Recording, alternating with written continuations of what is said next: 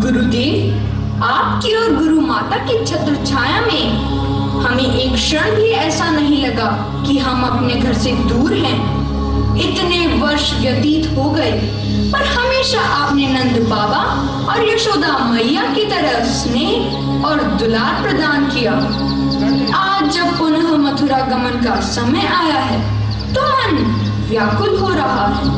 वत्स कृष्ण, मेरे पुत्र की अकाल मृत्यु ने मुझे अंदर तक झकझोर दिया था, पर तुम्हारे आ जाने पर मैं अपने उस दुख को भी भूल गया और जीवन की एक प्रबल उत्कंठा हिलोरे मारने लगी। पर अब तुम्हारे जाने के बाद मैं भी इस शिक्षण कार्य को छोड़कर तपस्या के लिए प्रस्थान करूं। हे गुरु श्रेष्ठ, आप तो स्वयं सूर्य हैं और ये सूर्य अपना प्रकाश समेट लेगा तो जिज्ञासु शिष्य का क्या होगा? पर कृष्ण, ये वियोग मेरा पीछा नहीं छोड़ रहा। हे गुरुवर्या, मैं आपका शिष्य हूँ। आप ही से मैंने सीखा है कि सुख और दुख संसार के अंग हैं। जो अपनी इंद्रियों को वश में करके इनसे ऊपर उठ जाता है वही योगी है। अतः गुरुदेव, कर्म को ही आपको अपनी तपस्या समझनी चाहिए। यही आपका कर्तव्य है। कृष्ण, तुम मेरे सत शिष्य तो हो ही, पर आज तुमने कर्म की व्याख्या द्वारा मेरा मार्ग भी प्रशस्त किया है। मैं तुमसे अतिशय प्रसन्न हूँ।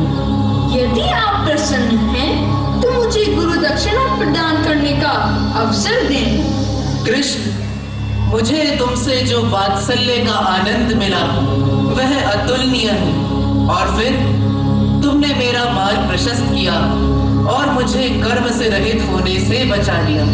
यही मेरी गुरु दक्षिणा। पर मुझे गुरु दक्षिणा चाहिए कृष्ण। आज्ञा करें माते, मैं इस वात्सल्य का सम्मान कैसे कर सकता हूँ? कृष्ण, मैं जानती हूँ तुम एक साधारण इंसान नहीं हो। ये तो तुम मर्यादाओं का पालन कर रहे हो, पर तुम सर्वसमर्थ हो। सृष्टि के सभी नियम तुम्ही ने बनाए हैं। तुम जो चाहे कर सकते हो। मुझे वचन दो कि मैं जो मांगूंगी वो दोगे।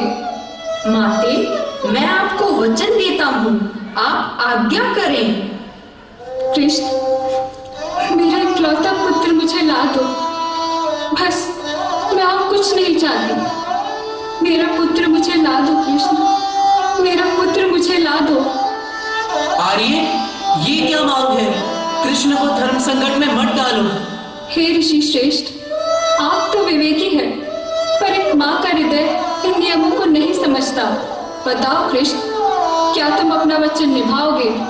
माते, यदि आपकी यही इच्छा है तो गुरु माता को दिए हुए वचन की पूर्ति के लिए मुझे किसी भी नियम को भंग करना पड़े तो मैं करूंगा। आज्ञा दीजिए गुरु माता। सफल होके लौटो कृष्ण।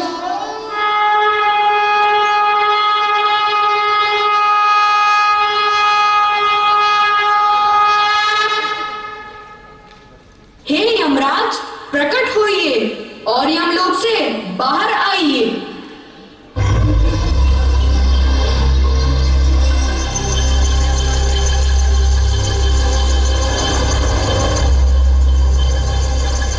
अरे प्रभु, आप और यहाँ? यह समय तो आपके पृथ्वी पर कृष्णा अवतार का है और आप यहाँ यमपुरी में। आज्ञा दीजिए प्रभु।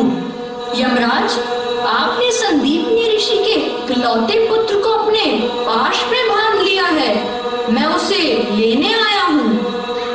प्रभु, आप पृथ्वी पर लीला करते करते यमपुरी में भी लीला कर रहे हैं। आप ही के बनाए हुए सृष्टि के नियम है कि एक बार जिसे मृत्यु आ जाती है वह आत्मा पुनः उस शरीर में जीवित नहीं हो सकती। हाँ यमराज, पर हम गुरु आज्ञा से वचनबद्ध हैं और हमें इस वचन को पूरा करना ही होगा, चाहे सृष्टि के सभी नियम तोड़ने पड़े। पर प्रभु, उसका पंचभौतिक शरीर भी नष्ट हो चुका है। प्रभु, ऐसा ना कीजिए। यमराज, गुरु की आज्ञा के आगे हमें भी झुकना पड़ता है। इसलिए विलंब ना करो, शीघ्र बुलाओ। प्रभु, आप सर्व समर्थ हैं। आपकी इस लीला के तत्वों को मैं यम क्या समझूंगा। ये सकल ब्रह्मांड आपकी इच्छा से बनता है और आप ही की इच्छा से मिट जाता है। और ये शरीर भी तो एक ब्रह्मांड ही है। अतः आपकी ही इच्छा से मिटागा और आपकी ही इच्छा से पुनः बन जाएगा।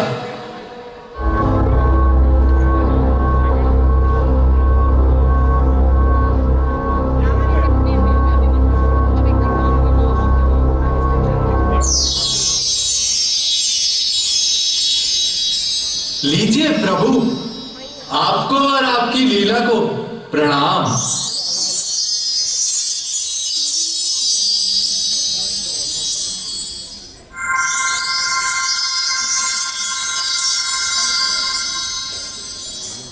लीजिए माते, मैंने अपना वचन निभा दिया, अब मुझे आज्ञा दें। कृष्ण, तुमने गुरु माता के वचन को निभाने के लिए नियमों की भी परवाह नहीं। तुम धन्य हो कृष्ण, तुम धन्य हो। मेरा वात्सल्य सदा तुम्हारे साथ बना रहेगा। तुमने एक माता के आंचल को फिर से रसपूर्ण कर दिया है। तुम धन्य हो कृष्ण, तुम धन्य हो।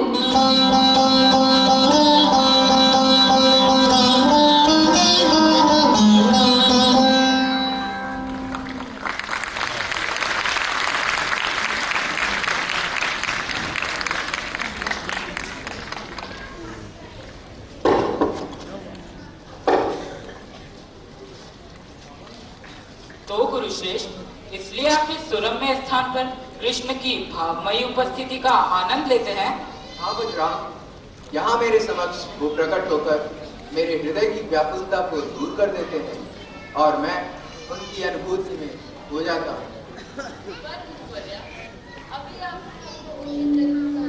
दर्शन कराया है, उनके शिष्यत्व के पालन के बारे में तो जानते हैं, और उन्होंने गुरु धर्म का पालन कैसे किया और वे जगत गुरु कैसे कहलाते हैं। हे शिष्य श्रेष्ठ पद्मनाभ, तुम्हारा प्रश्न उत्तम है। उन्होंने जिस प्रकार शिष्य की मर्यादा का पालन किया, उसी प्रकार गुरु धर्म का भी पालन किया, पर उनके गुरुत्व में भी कुछ खास बात थी। वो क्या गुरुश्रेष्ठ? हे शिष्यों, इस त्रिलोक में सबसे बड़ा अहंकार होता है अभिमान, और ये अभिमान रूपी अंधकार उद्धव जैसे ज्ञानियों को भी अपने वश में कर लेता है। इस अभिमान की आंधी से वे अपने भक्तों को बार लेते हैं और उन्हें जीवन जीने की नई प्रेरणा प्रदान करते हैं। गुरुदेव, ये उद्धव कौन है और यहाँ से जाने के बाद प्रभु ने कौन सी लीला की जिससे उद्धव का अभिमान दूर हुआ? हे शिष्यों, सुनो। यहाँ से जाने के बाद वो मथुरा की राजनीति में उलझ गए। कंस का ससुर जरासंध बार बार मथुरा पर चढ़ाई करता और मुंह की खाके लौट जाता और फिर युद्ध के लिए तैयारी करता। श्री कृष्ण मथुरा व आसपास के गांवों की सुरक्षा में चिंतित थे, उसी में व्यस्त हो गए। और उधर गोपियां गोप ग्वाले श्री कृष्ण को निरंतर याद करती। उन्हें लगता कृष्ण उनको भूल गए। नहीं पद्मनाभ, अगर वे अपने भक्त को भूल जाएं, तो वो जीवित ही कैसे रह पाएगा। वो बाहर से प्रकट नहीं करते थे, पर भीतर उनका स्मरण बना रहता। फिर गुरुदेव?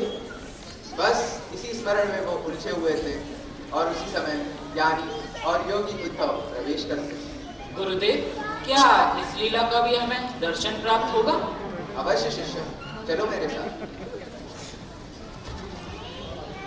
इस लीला का पान कराने के लिए मैं तुम्हें मथुरा लिए चलता हूँ, जहाँ माधव अपने कक्ष में गोपियों की स्मृति में उलझे हुए। आओ चलो मेरे साथ।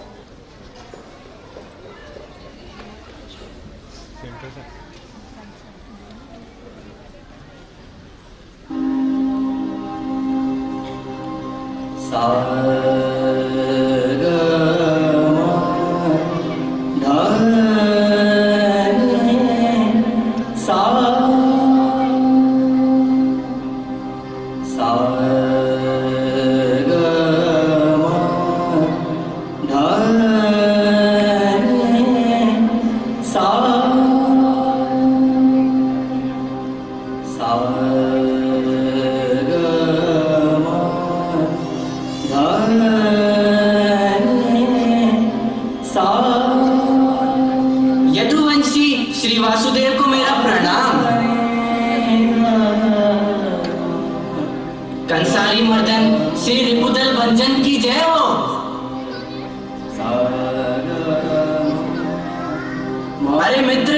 आज किन स्मृतियों में खोए हुए हो? अरे योगीराज उद्धव, आइए, स्वागत है आपका। ये कैसा स्वागत है? मन तो विचारों से और स्मृतियों से भरा हुआ, फिर हमें प्रवेश कैसे मिलेगा? पहले स्थान तो रिक्त करो मित्र। यह स्थान तो बहुत पहले से ही आरक्षित है, अब इसे रिक्त कराना तो मेरे बस में नहीं। मैं जानता हूँ केशव, वे कौन है जो तुम्हारे मन पर आधिपत्य जमाए हुए हैं। कौन?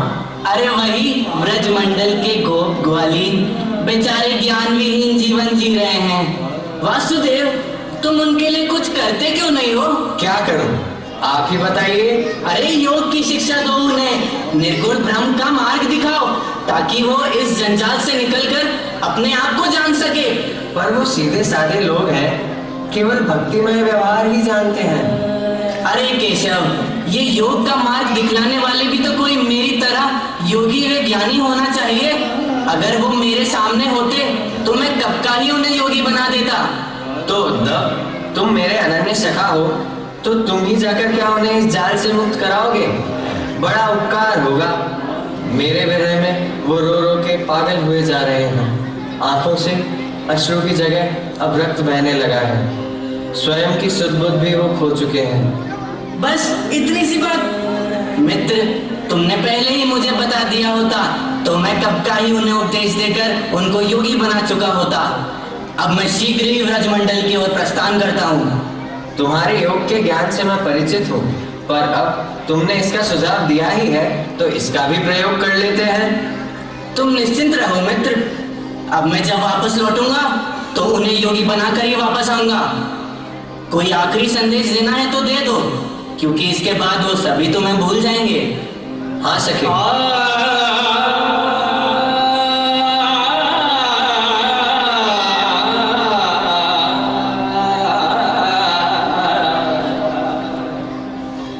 ये पाती कब से मैंने लिख कर रखी, पर देने का साहस नहीं होता।